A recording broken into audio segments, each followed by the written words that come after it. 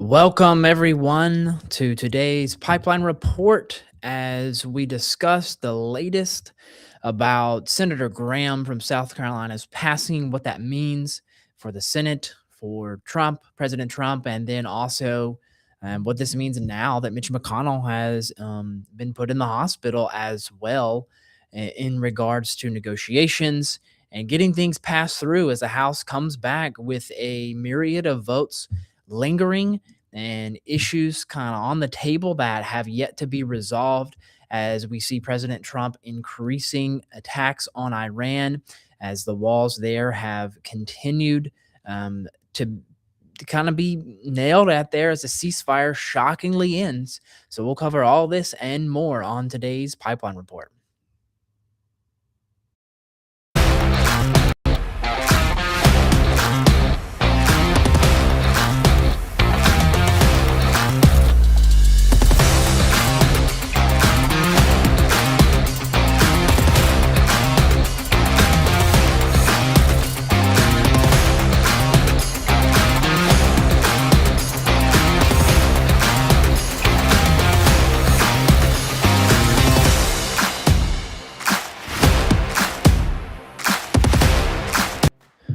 All right, welcome everyone as we enter into a new week.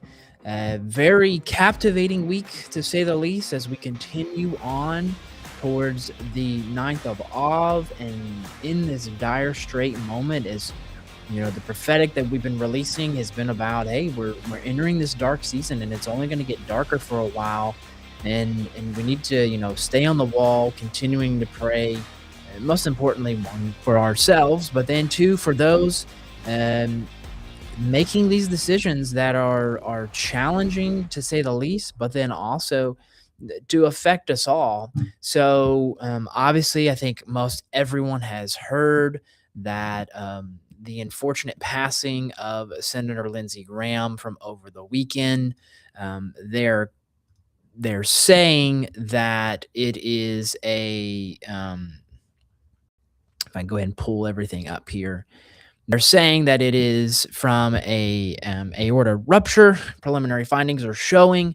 Um, Obviously, they're still going to do extensive, checks on that, medical examiners and things of that. The rumor is that there possibility of an attempt on his life, whether that's true or not. What we do know is over the last 48 hours of his life, he was in Ukraine speaking with President Vladimir Zelensky in negotiations and talks with updates of what's happening between them and in Ukraine, as we've seen, or maybe you've seen or haven't seen, the fact that there have been drone attacks on civilians and even missile attacks on civilians within Ukraine.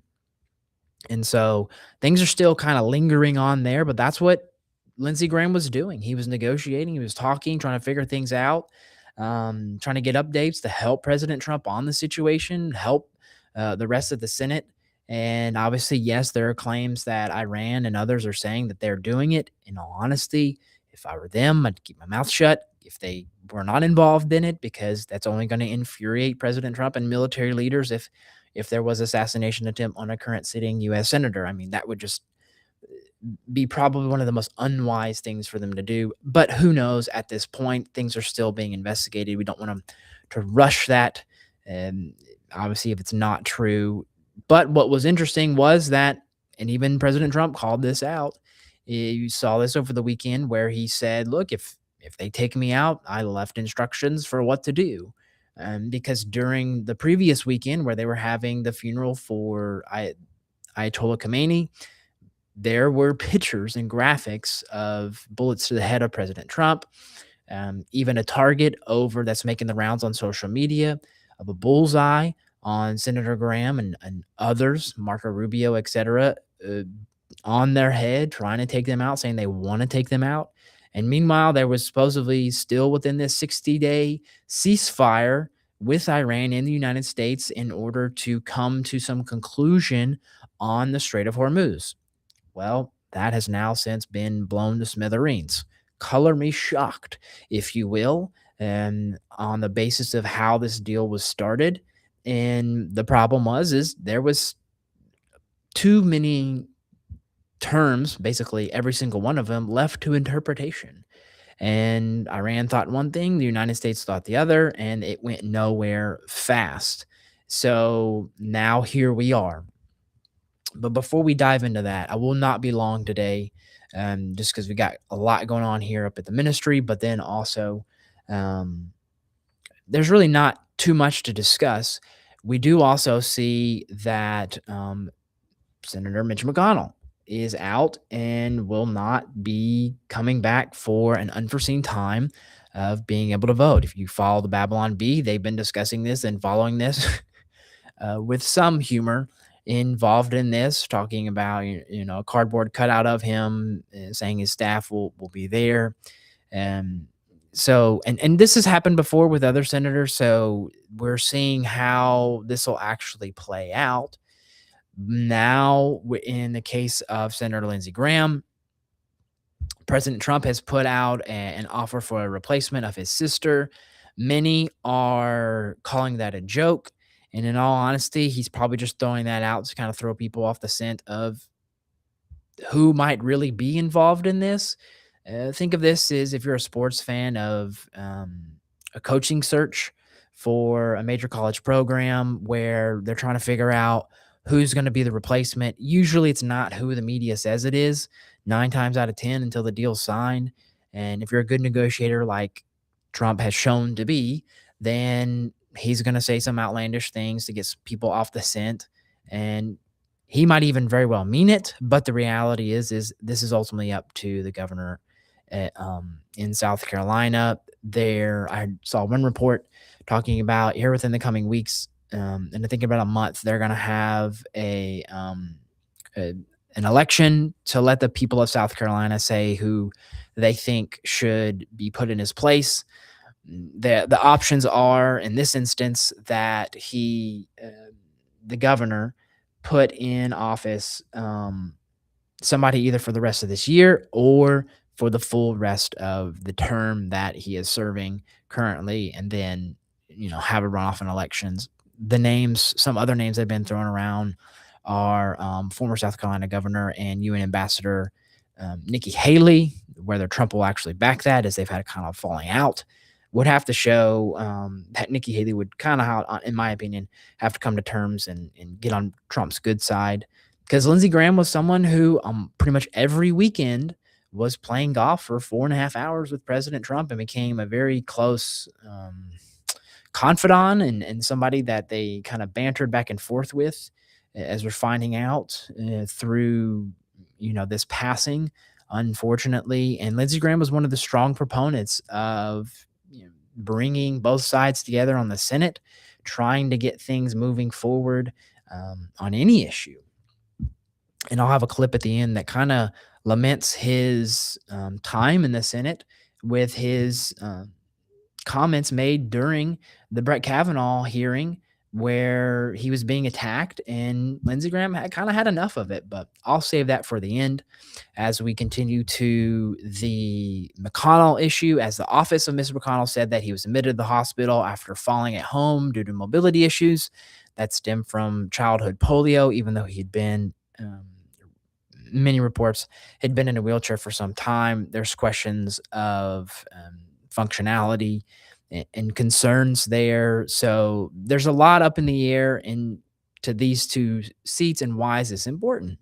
Because Senator Thune has a thin majority, just like Speaker Johnson in the House has a thin margin for the Republicans on both sides. And now with these two going down, this limits their ability to really get things done. And what this does is this puts major pressure on the midterms. But in the meantime, this puts major pressure in dealing with Iran, because Iran sees this and they know, okay, you got one in the hospital for whatever illnesses that he may have, whether he pulls through. Hopefully McConnell does in the short time. Hopefully Kentucky can figure this out on what their plan needs to be moving forward as they have a decision to possibly make. If he doesn't, now, as South Carolina has a decision to make moving forward on this. And this all hinges, and we're going to keep focusing on this because this has major implications for the midterms in the issue of the Iran deal. So, moving forward onto that, and this will kind of be the closing issue here today, is that over the weekend, we're seeing that the US has launched new strikes on Iran as tensions escalate in the Strait of Hormuz.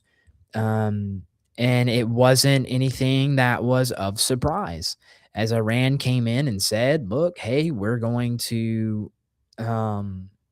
we're going to be the ones to put a blockade."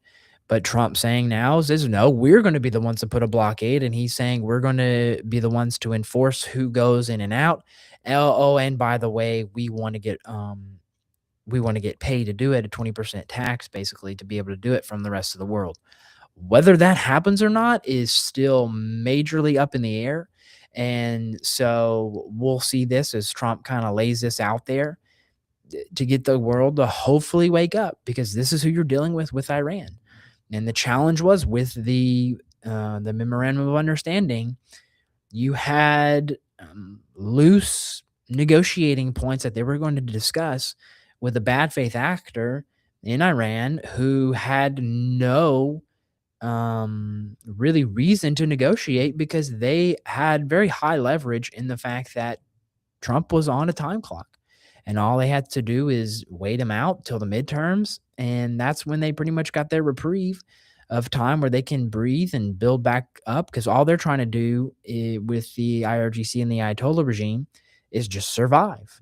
And so they're in this, and I build all this scenario hopefully to help us understand of the amount of pressure now that President Trump is under, because now that Senator Graham is gone, and possibly McConnell in the two votes there, more than likely Senator Graham will get somebody who replace him will be of similar voting thought processes.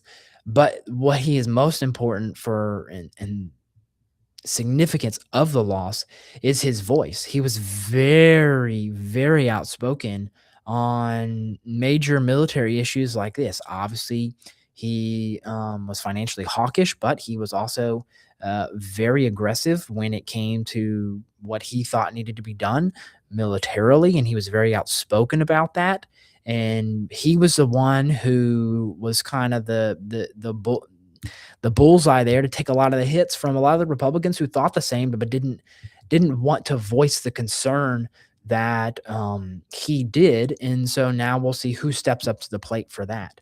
Who's the voice for those type of thought processes, and helping with President Trump and getting his point across to the Senate, as he's made a major shift since 2016, where he basically said Trump's going to lose to Hillary and stuff like that. So this is a major loss for President Trump in dealing with this, in dealing with Iran.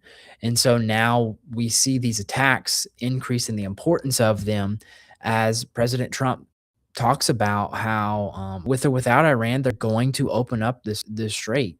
They're going to put on the Iranian blockade, basically stopping Iranian ships and Iranian customers from entering or leaving the strait.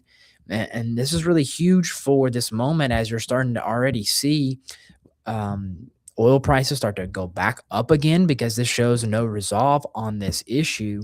And we see reports coming out this weekend that CENTCOM is talking and discussing about the attacks that they've done. There have been reports about U.S. servicemen, loss of life in and around the region. CENTCOM has come out and said, no, that's not necessarily true. But the more important thing is we see this pressure cooking um, of amounts of pressure for President Trump, obviously on the Iran issue. And the challenge is, and whether you agree or disagree, is there are those who don't want to get into World War III. We're of the opinion that obviously we don't want to see that. But the challenge is what is the Lord saying? But then what is President Trump, willing to do? What are military leaders willing to do? Reports are out that most of them don't want to go to that. They don't want to put troops on the ground. But then you have the rhetoric of Trump, putting out these red lines. And at some point, he's either going to have to back them up or Iran's going to call his bluff and they're going to just wait him out until the midterms. Then there's the thought process of how much can the midterm voter swallow in the pain economically on oil and gas, which raises prices on everyday groceries, which when you look at economic markers, some put them in, some pull them out, but at the end of the day, it hurts politicians. This James Tyler Rico in Texas, who's running, is running his campaign off of that, saying he can get prices down, that he can do a lot and help everyday Texans. That's going to be the message, simply because we saw with the 2024 election that that's where voters voted. And if things continue with this pressure, even though comparatively to the inflation under President Biden, when he was in office, you're still underneath that. But the challenge is because you had that, even though the inflation under President Trump isn't as aggressive, numerically, it's still there and hasn't brought down to pre-COVID levels, which the question is, can that ever be done?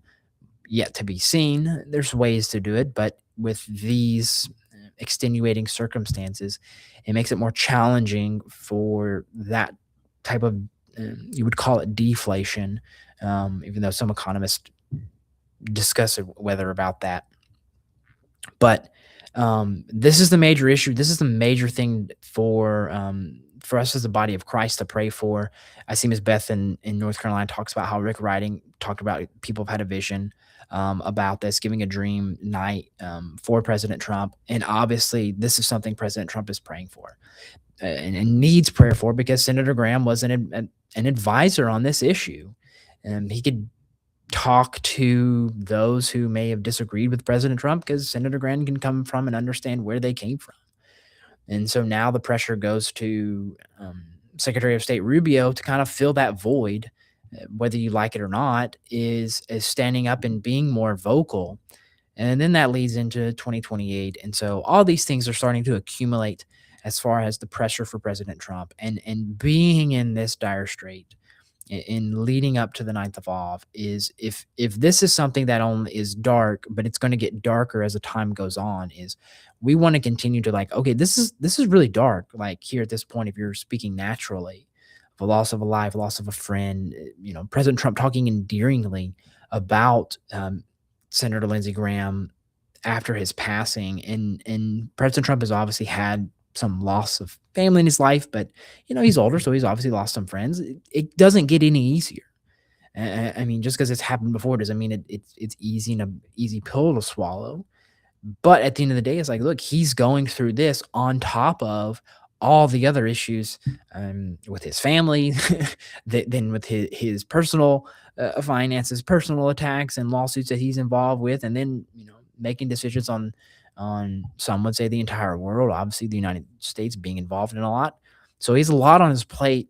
And how is he handling this? How is his spirit handling it? Is he in a place to where he's hearing his advisors that he needs to listen to properly, and those who he needs to have an ear for, obviously that being of the Holy Spirit. And let's say he is saved or isn't saved, either way, it doesn't matter. He's still human. He could falter and crumble under this amount of pressure. And that's what we want to continue to pray for. As there's reports of this is something in the spirit, or even naturally, he's asking for prayer for.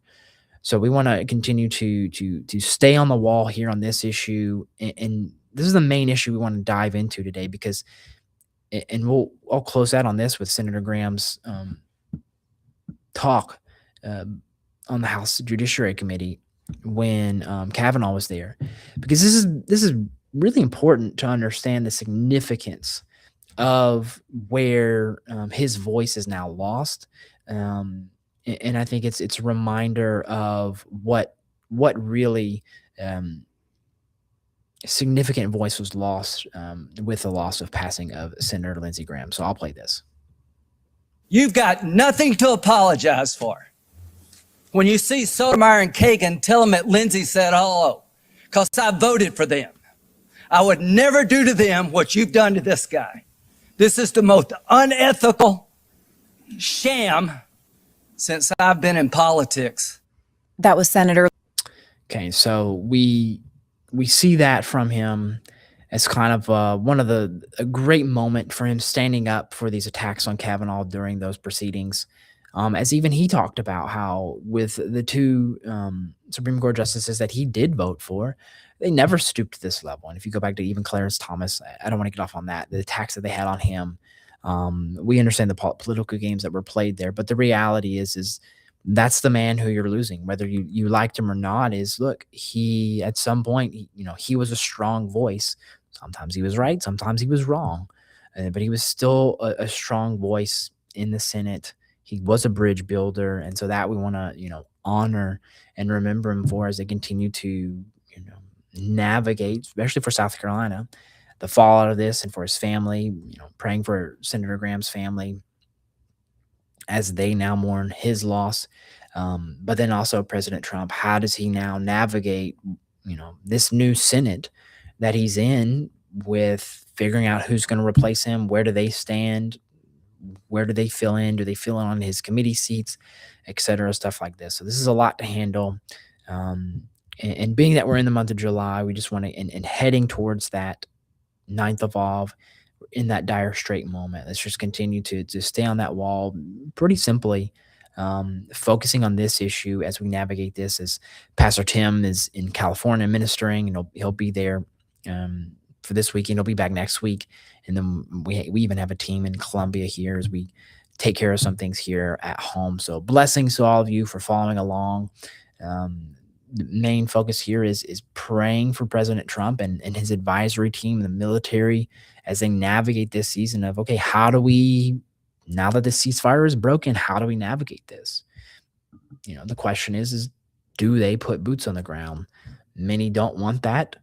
And how do you navigate that where you have an entanglement where you're under attack, and now you're going to start, if you're going to basically police the Strait of Hormuz, you're putting Americans in harm's way, and ultimately for economic freedom. So and freedom of religion, even in the region, not just economically, because now that you break these barriers down, the possibility, and we're even seeing it with some of the ministries that we follow and support in the region, of how this is allowing opportunities for the gospel to go in.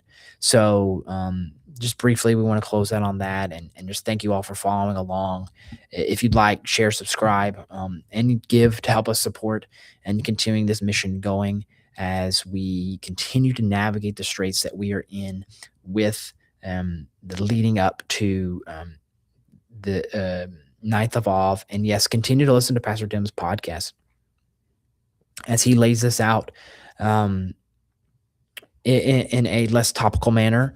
And so as far as in the news, and so we want to continue to build momentum on this issue of navigating this increasing darkness as we enter into and get to the 9th of Av here in a couple weeks. So blessings to each and every one of you who follow along, watching on Rumble, Facebook, and YouTube. We greatly appreciate you following us, and we'll be back next week, continuing to stand on the wall, praying for the office of the president and praying for peace to come upon him as he navigates this increasingly dark season. So blessings, and I'll see you guys later. Have a good one.